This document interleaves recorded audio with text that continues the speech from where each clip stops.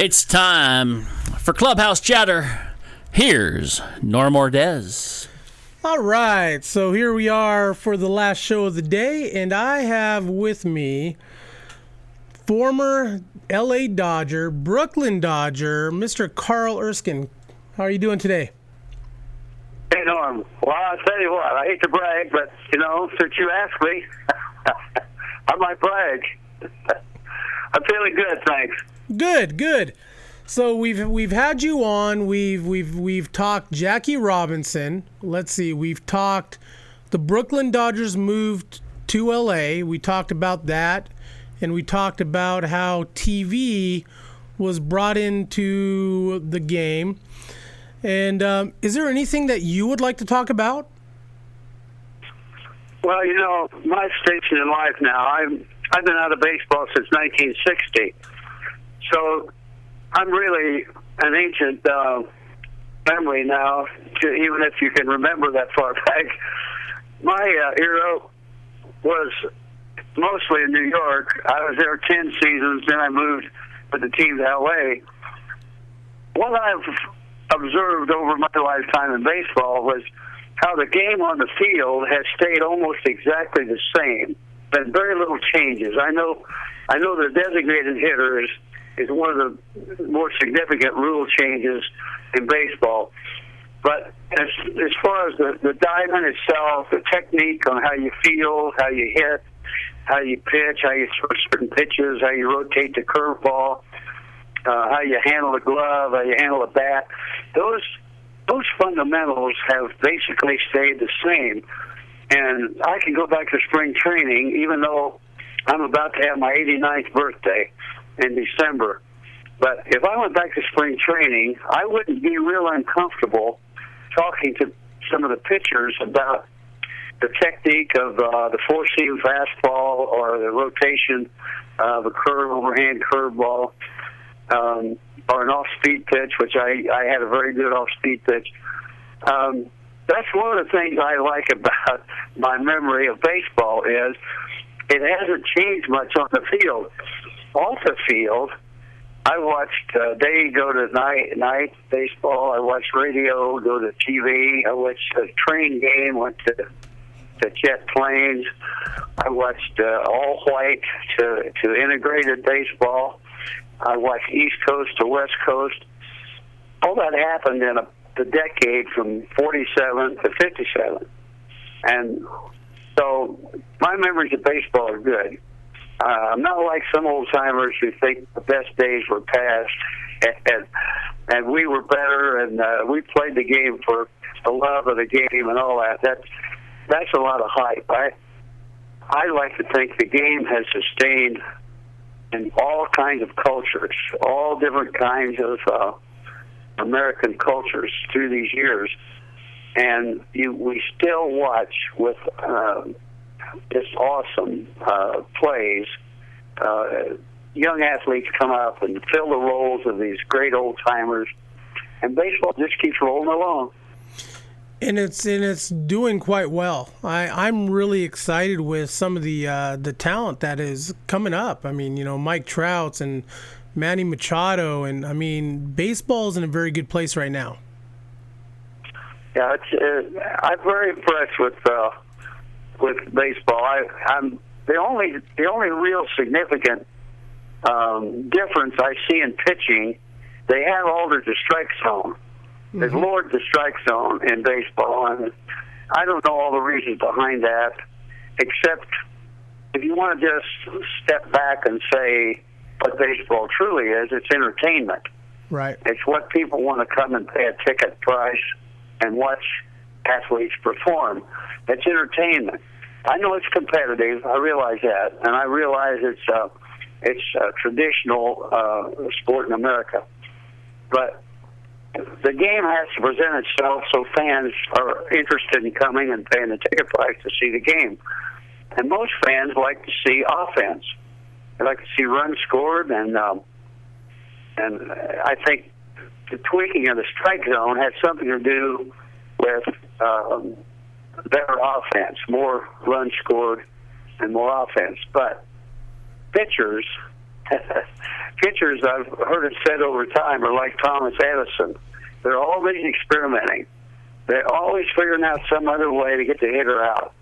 And even though they squeeze the strike zone down, you've got some dominant pitching going on right now in the big leagues. And no hitters are not so infrequent anymore, it seems. And I know there's leagues, guys can bring the case that, well, there's too many teams and the talent gets watered down.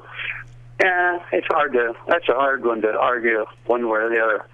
It's still the best players in the world that you see in the big leagues. So. Oh, definitely. So anyway, I've been pleased to just sit and watch all the changes in terms of the lineups and new talent coming in and new superstars arising, and then new Hall of Famers are being inducted. And so I have a good seat at my time in history to look back and just soak up the wonderful experience of having played in the major leagues. And you played at a great time. I mean, some of the teammates, Jackie Robinson, Pee Wee Reese. I mean, you played with some of the greats of the game. And I know we have chatted about Jackie Robinson, and I always love having you on when, Jackie Robinson Day rolls around, and that way you can reminisce about Jackie and what he meant to what he meant to baseball and life. Today, I would like to ask you to talk a little bit about Duke Snider. Somebody we haven't really chatted a lot about, but Duke is quite, I think quite underrated. Yeah, well, in New York, we had 3 teams in those years. We had the Giants that was in the National League with us, and then the Yankees in American League. So one city having 3 major league franchises, that's not happened. That was rare. So the competition among these teams is tremendous. And some of the best writers and the best coverage of the game came from New York. That's a big stage, and the light's pretty bright there. So there was always these comparisons, but between the pitching staffs of the 3 teams, the catchers, there was Campanella. Then there was Yogi Berra, and Les Western wasn't quite in the same class as those 2, but he was an outstanding catcher. And they compared shortstops, Reese with Rizzuto and Alvin Dark with the Giants, and they went on. But the big comparison was the outfield, the center fielders, DiMaggio, and then Mantle, Duke Snider, and Willie Mays.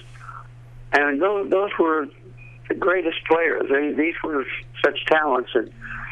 But to have that in New York and have those comparisons, I think that's why Duke got somewhat overshadowed. But in the end, people began to recognize, because Duke made the Hall of Fame, as did the other 3 that I mentioned. And Duke was my roommate for 10 or 11 seasons. So we were like brothers. We weren't blood brothers, but we were as close as you could get without the blood.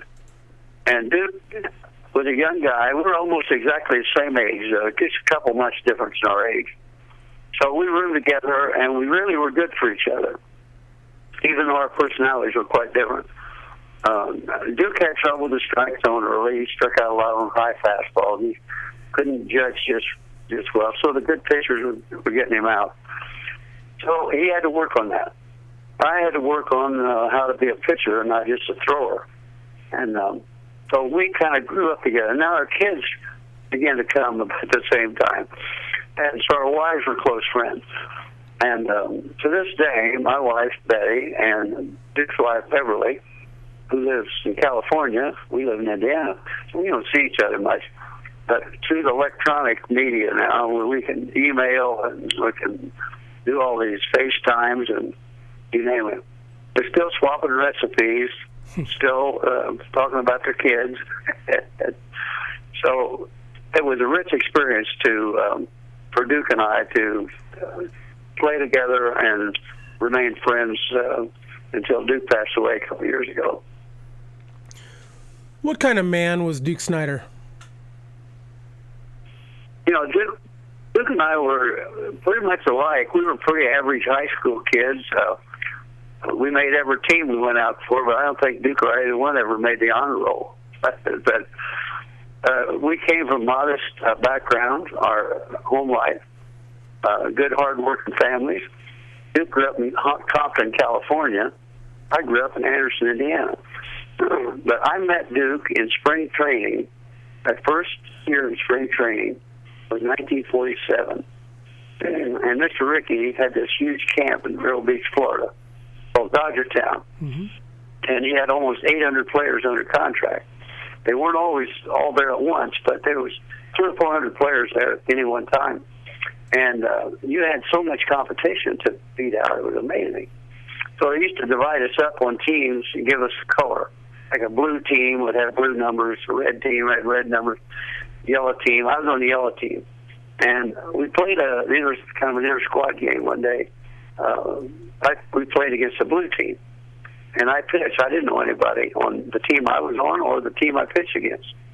But after the game was over, I was leaving the field to go do my running, and a guy stopped me. And I didn't know who it was, but it turns out it was Duke Snyder. But he stopped me, and he said in a real stern voice, "Hey, you little punk, how can you throw that hard?" So I struck him out in this little inter-squad game because I didn't know who that was going to become, Duke Snyder. But that's how we first met. And I always remembered that because Duke gave me a high compliment. I wasn't very big. I was 5'10", weighed 165 pounds. But I had a good arm. I could throw hard, and the ball moved. And so I could throw a high fastball past Duke. But he was a graceful and a very, very talented player. He had a lot of home runs, 400-plus home runs. Made great plays in the outfield. Mays gets credit for all the great catches that he made. At the Polo Grounds, it was like playing in an airport. He had so much room to run and make those long running catches. Evans Field was small, and you'd come to the fence too fast. So Duke didn't have those reputation, but when we played in Yankee Stadium in the World Series, 5 different World Series, we played against the Yankees. Duke, in that big outfield at Yankee Stadium, I know I pitched a couple, 3 games there, and Duke saved my hide with some catches in the outfield. But he was an all-around Hall of Famer, and just a good average hitter. Hit over 300, and was a clutch player. In a lineup, they have a lot of clutch players. So, over 400 home runs. Now, didn't he hit? So, when you guys moved from Brooklyn to L.A., didn't he hit one out of the Coliseum, like the very first home run? I don't think so. You might be referring to a time when we were in the outfield, and Zimmer and a couple, 3 other guys that had real good, strong arms, including Duke.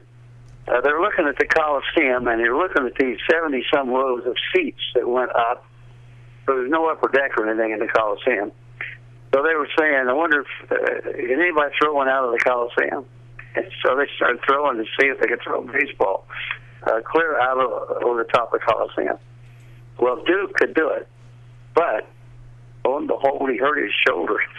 He threw one, and Alston got a little upset with Duke because he's out there fooling around throwing and hurt his arm. In fact, he hurt it so bad that one night he couldn't play.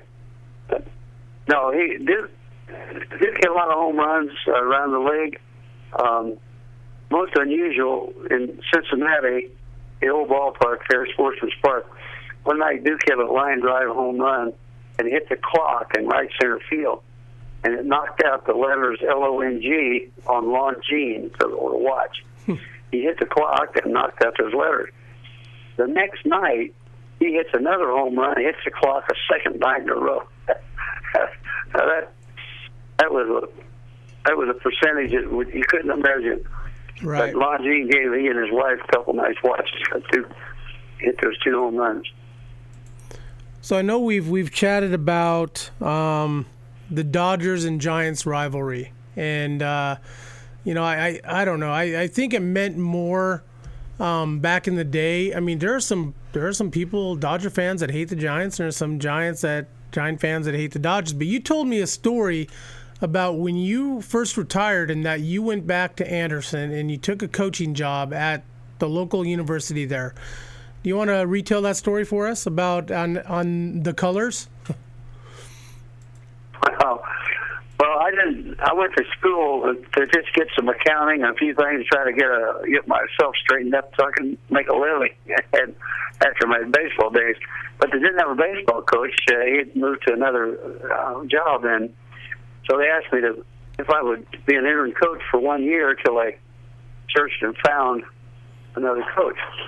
Well, I was reluctant to do that, but I finally agreed to do it 1 year until I went over to the locker room and I looked at the uniforms of Anderson College. It was orange and black. I said, I can't do this. Why not? Orange and black, that's a Giant colors. I had trouble getting used to that. I love the rivalry, and so I grew up a Dodgers fan. I grew up a Braves fan. I'm just a guy who loves baseball, and I've also, had the opportunity to work for the Giants. But I'm not your typical baseball fan to where I hate the Dodgers. I still like them, and it cracks me up hearing some of these stories. The Dodgers, they're in a pretty good place this year. What have you had the chance to watch them play at all? I have not, except on TV. I've seen them play a couple times, but no, I don't get to too many ball games anymore. Where I live, Cincinnati is the closest city that has a major league team, and that's a 2.5 hour drive for me. And when the Dodgers are in Cincinnati, I usually get down to see a game or two, but mostly watch on TV. And the other thing is, I was not a very good spectator. I'd rather be doing something, doing something, than to watch. So I don't get hooked on sit down and watch 9 innings on TV very often. It's kind of funny because you're not the only one. And we chatted with former Texas Ranger a couple of weeks ago, Kevin Minch, and he said the same thing. He said, I played baseball. He says, I'm not a baseball fan. I'm a hockey fan.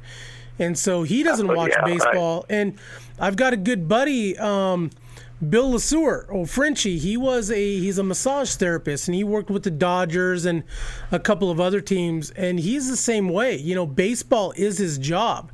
And so for him to go to a baseball game, it isn't that I don't like baseball. We have a AAA team in Indianapolis.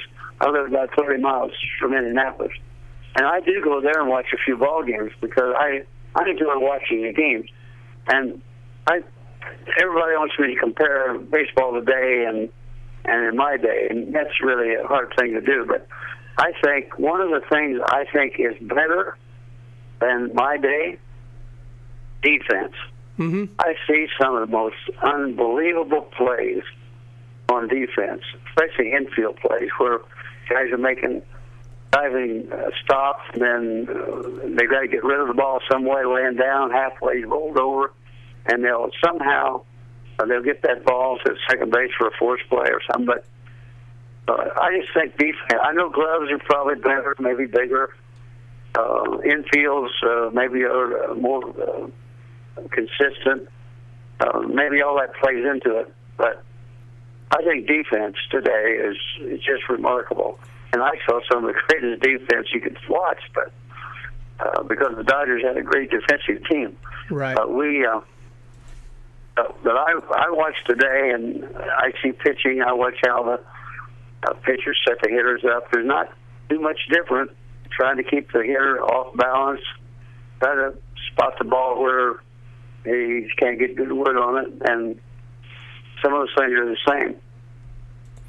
Yeah, you hear of a lot of people say, well, the athleticism of today's player is better than players, but you look at like Duke Snider and Jackie Robinson; those guys were great athletes, and they definitely. I can't buy that.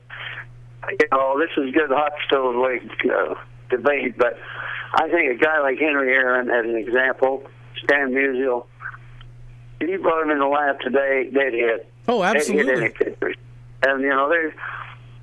And, so talent is talent. And I don't think you can actually make any sense out of trying to compare one era with another. But true athletic ability, high hand-eye coordination, we practice in baseball. But the great players make plays you can't practice. Right. I mean, you see plays that there's no way you could practice that play.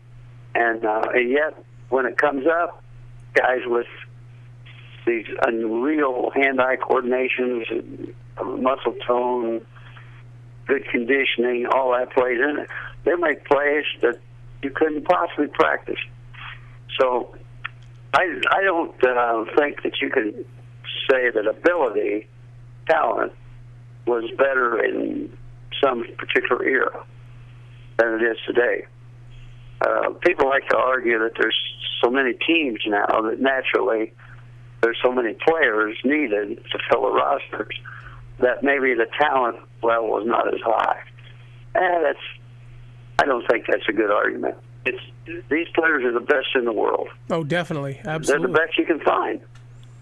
So in any era, you're watching the best players, world class, say win golf, basketball, you name it. It's the best players you can find. So what? Could Duke Snyder out-hit Ty Cobb, or some Pete Rose? Could he have hit in the 1800s? Yeah. I mean, it's just good fodder for fans to talk about. But I think talent's talent, wherever you find it. So growing up in Anderson, Indiana, as a kid, who did you follow? I mean, it was different because pretty much all you had is radio and newspaper. Who were you a fan of? Well, when I was a kid, you're right, it was radio or newspaper. My folks, very modest home, we didn't take a Sunday paper, but my neighbor took the Chicago Tribune. So they would save the sports page for me, and then I would be able to get the sports page, and I didn't care who the picture was about or of. If it was baseball, I cut it out, saved it. So it didn't matter to me which team it was.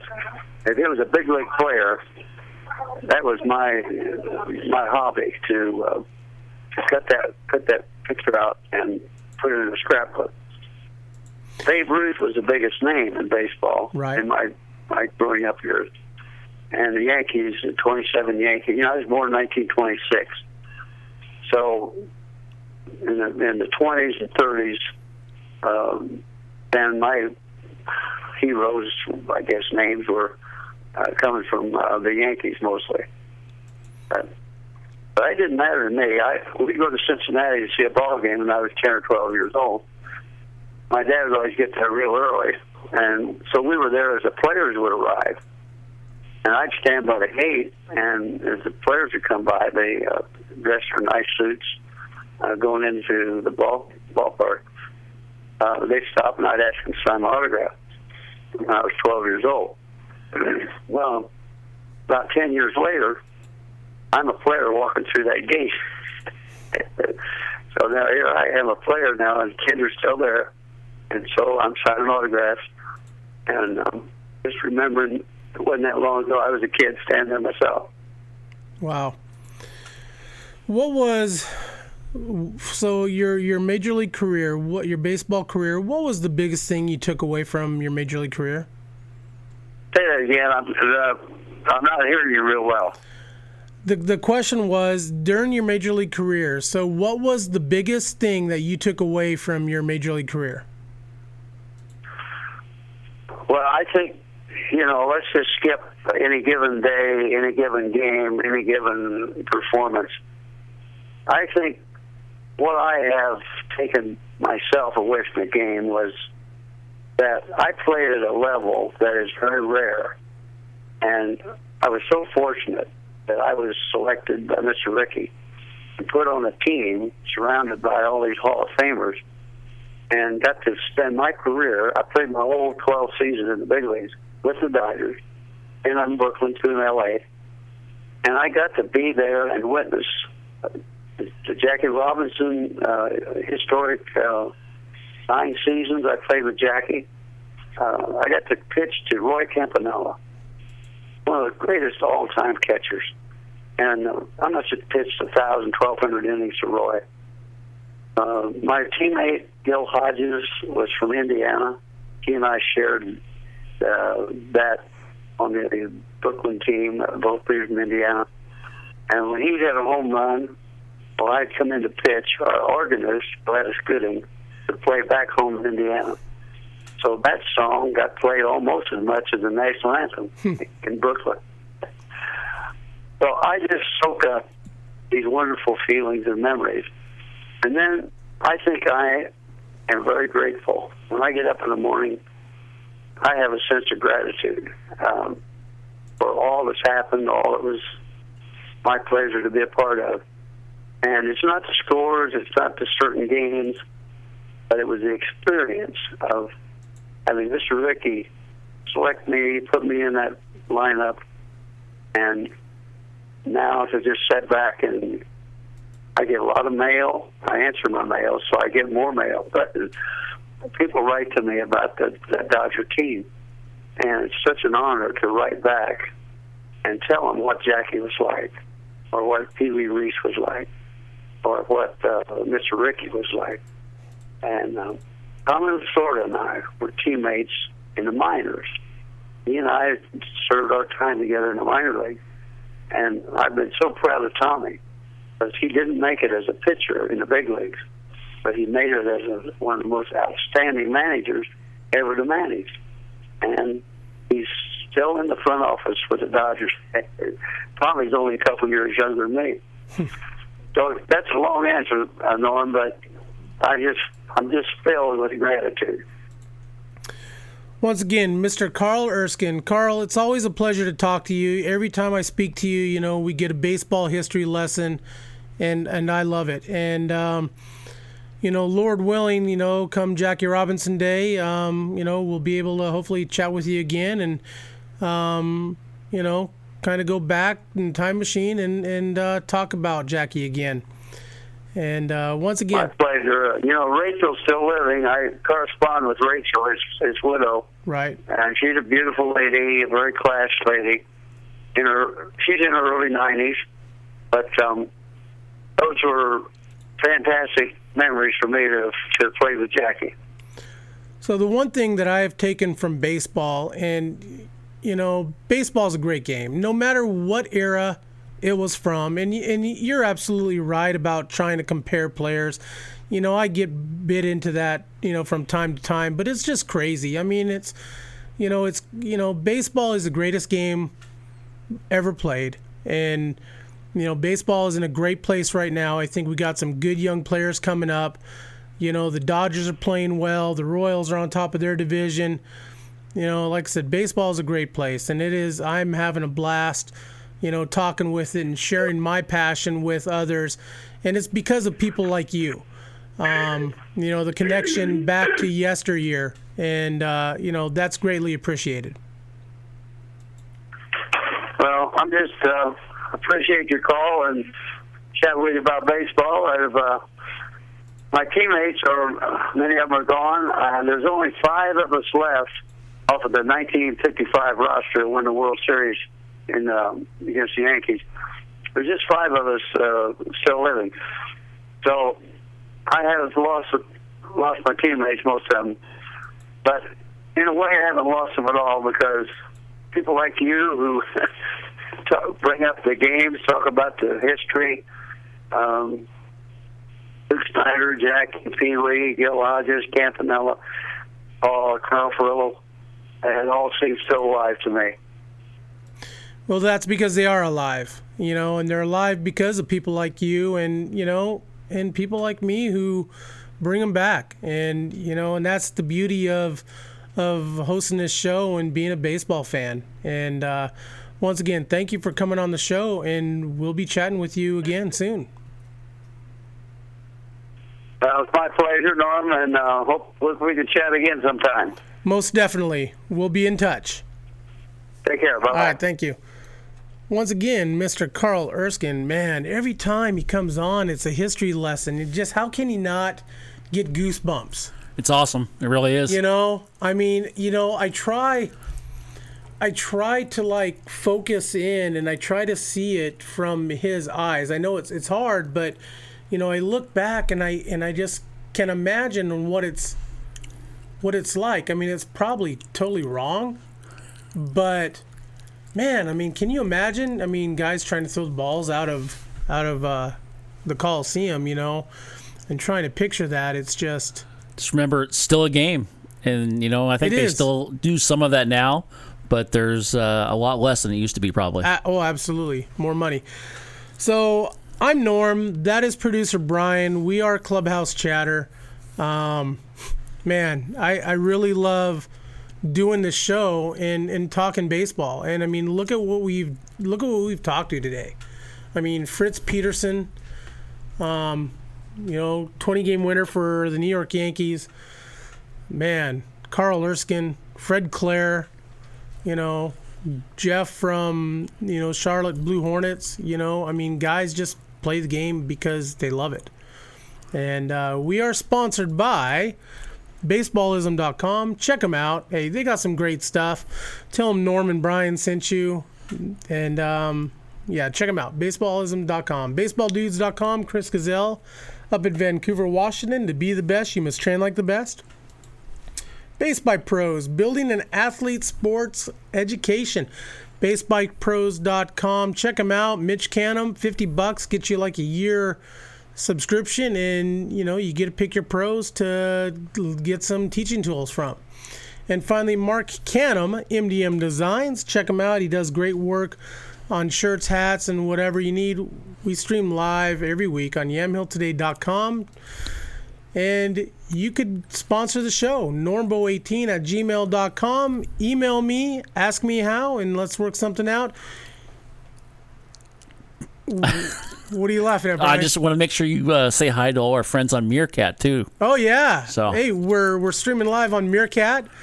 So what is a Meerkat anyways? I mean... we'll talk later about that. Maybe we need to make Meerkat as our little logo somehow. Hey, Clubhouse Chatter on Twitter, 1T. Facebook, we're Clubhouse Chatter with Norm. We're also on YouTube and iTunes. Email us at clubhousechatter18@gmail.com. We will see you next week. Quite possibly Dale Murphy coming on the show. Let's hope. And we'll see who else we can get. Hey, everybody, have a good week.